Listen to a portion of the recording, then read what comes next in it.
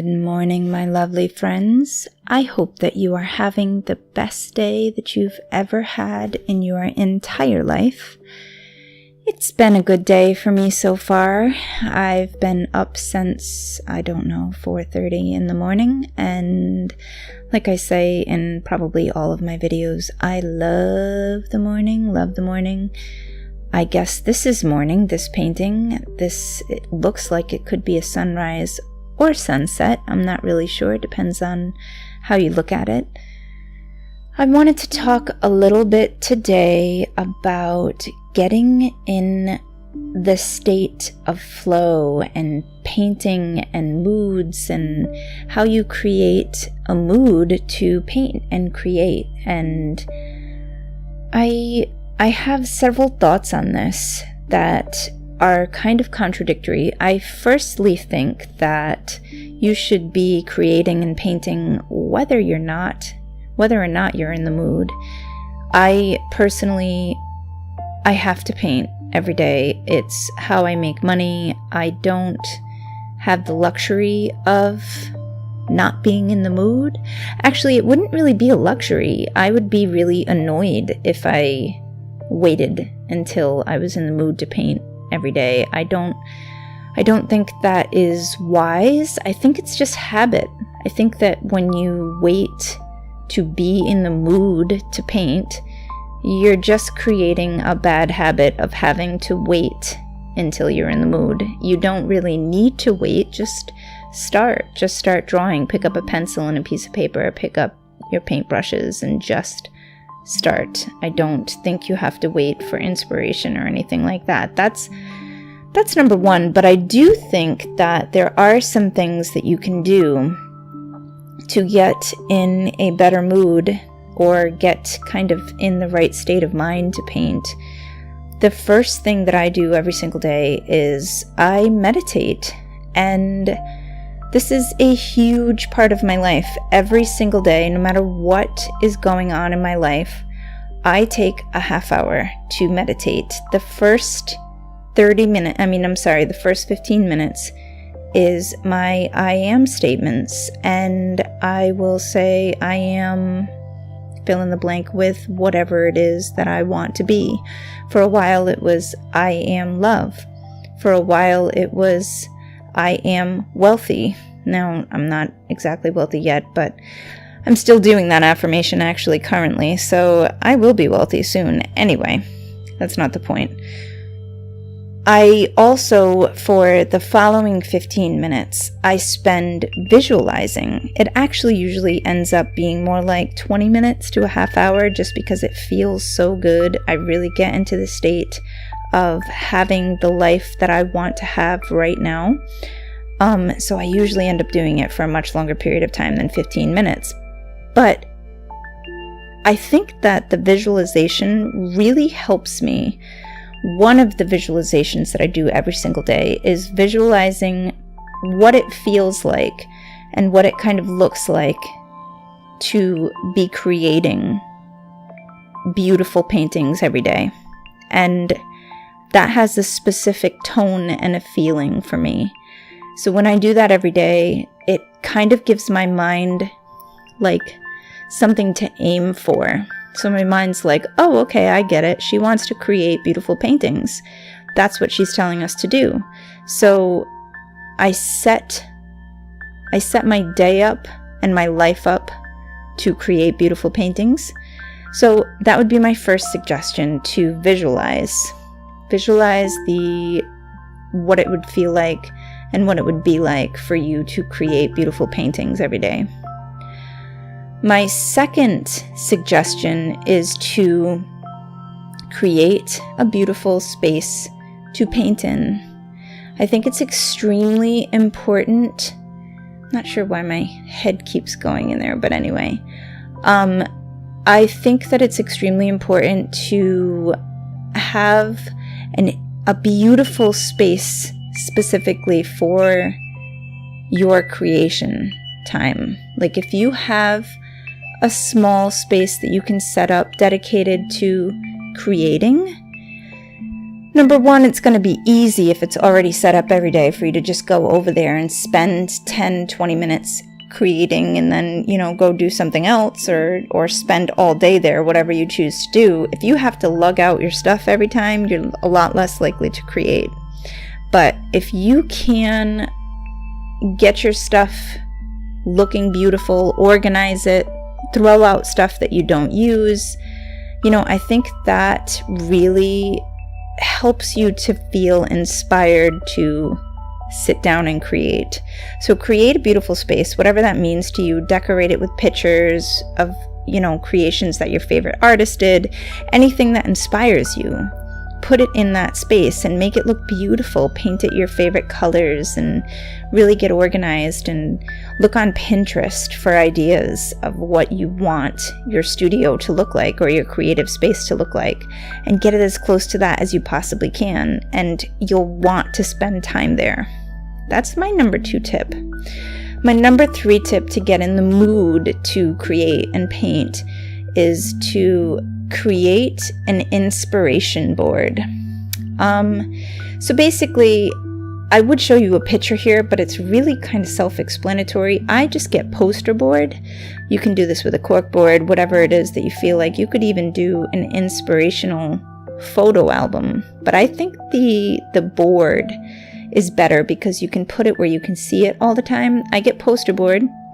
I look on Google Images and I just find stuff that makes me feel good, that pulls me in and attracts me.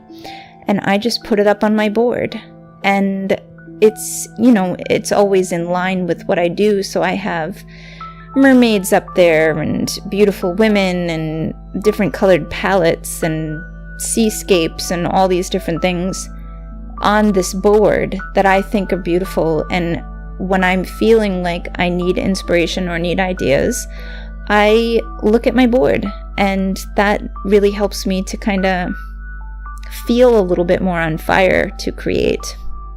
Another thing that I do to get inspired and to get in the mood when I need it is to look at other artists' work. Now, you have to be careful here because there's always the temptation to look at other artists' works and feel like you will not be as good as them.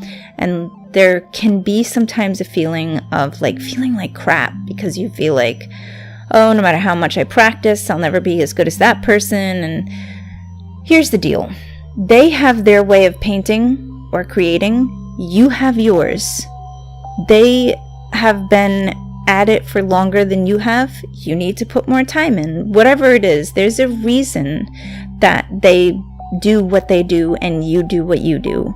You do what you do the best that you can. Don't try to copy anybody.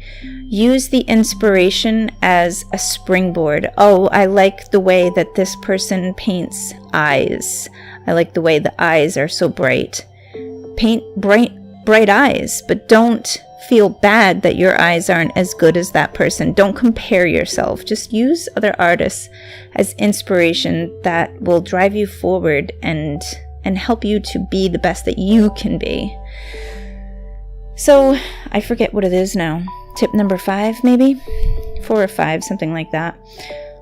The other thing that I do that really inspires me and keeps me going is I brainstorm new exciting projects that may or may not be mermaid paintings. I mean, mermaid paintings is kind of my specialty. It's what I do. I enjoy it. I love it. But sometimes I need to do something a little bit different with it. So one of the ideas that I'm thinking of right now that's very exciting for me and really inspires me is I want to do mermaid cigar box purses. Sorry, that was a notification. It just scared me. Cigar box purses with mermaids painted on them, but I want to make them super, super pretty, very classy and unique. And that is very inspiring for me. I have other projects I have to finish first, but at least that's something that I can look forward to. Give yourself something to look forward to. In this same vein, be a part of shows and art events, and even if you have to create your own like open studio type of thing, you need to have something new and exciting to look forward to. If you are always painting the same thing every day, day after day, and you're always selling to the same people and nothing ever changes, you're gonna get bored and you're gonna feel uninspired. You need to be growing. You need for things to change. You need to look for new opportunities that are going to make you feel excited. So think about something new that you can do that will excite you. The 6th tip I have, maybe it's 6th tip, I'm not really sure, is to collaborate. This is something that is brand new for me, and it's kind of, me and my kids play this game called the word game, and we sit at the dinner table, not every night, but often, probably 3 or 4 times a week. And my daughter will say a word, and then my sons will follow up with their words, and you go around the table and you kind of create this weird collaborated story that everyone took part in and had their own little piece. And it's so funny by the end. I mean, it's a ridiculous story and it's hysterical. And I look at collaborations kind of like that. You never know what you're going to end up with, and it just makes it really, really exciting and fun, and you don't know where it's going to lead, and you make friends in the process. So collaborate. Another tip that I have would be to join groups that hold you accountable, or that you can post your artwork to and have discussions about artwork. I just joined a group called Creative Every Day, and it made me, for some reason, the minute that I joined, the minute that I signed up for it, I had about 10,000 ideas on how I wanted to contribute to this group. And of course, I'm not just going to be posting my artwork to that group. There's going to be a ton of other things that I'm going to do with my art, and I'm going to sell it. So it's inspired me in a different direction slightly. Now I'm thinking, how I can create a mermaid every single day, and that's just, it's really exciting, and I love the thought of it, and I love the thought of being a part of a community. And so that's another exciting thing that I'm doing that is making me feel very inspired. Another thing that I do to inspire myself to kind of get into the mood to paint and create is I look at old artworks and I notice how I've grown. And this is probably the most inspiring thing I do, actually. If you're brand new, I mean, you don't have much to compare it to, but you can take a minute and be proud of yourself that you're even embarking on the journey. Take a minute and know that most people don't even give their creativity a second thought. They don't even try. They dismiss themselves as not being creative or not having an artistic bone in their body, whatever the hell that means, and they don't even give it a chance. So be proud of yourself that you're even giving it a chance. Look at how you've progressed. Look at how you have succeeded. Look at your successes and take some time to be proud of your progress. And that will inspire you. That by itself will inspire you. Another thing that I do to get in the mood is I love Game of Thrones. It's my favorite show in the entire world. Like, I'm such a geek. For my birthday, my boyfriend actually got me tickets. We went together to see the Game of Thrones symphony. This is what a fanatic I am. So I listen to the audiobooks while I'm painting. What's your favorite book? Listen to some audiobooks while you're painting, or listen to some of your favorite music. And that will help you to want to sit. It will help you to sit through the times that you're struggling with things, because you'll be enjoying the music, you'll be enjoying the book. Those are my tips, really. I have no problem staying motivated now. For a while, I had to be in the mood, and I couldn't understand how people would paint every day and how they would be creative, and now I'm one of those people. But that's because I got into the habit of doing it. I kind of like didn't give myself any excuses. I didn't allow myself to not create just because I was in a funky mood or I didn't feel like it. Like, that's not an excuse for me. Just like it's not an excuse when it comes to the gym either, or working out. You don't feel like it? That's nice, let's go. And then when you're there and you're doing it, when you're sitting down in front of your pad or your canvas, it feels totally different. And then you're ready and you get it done. And as you're working on it, it feels good.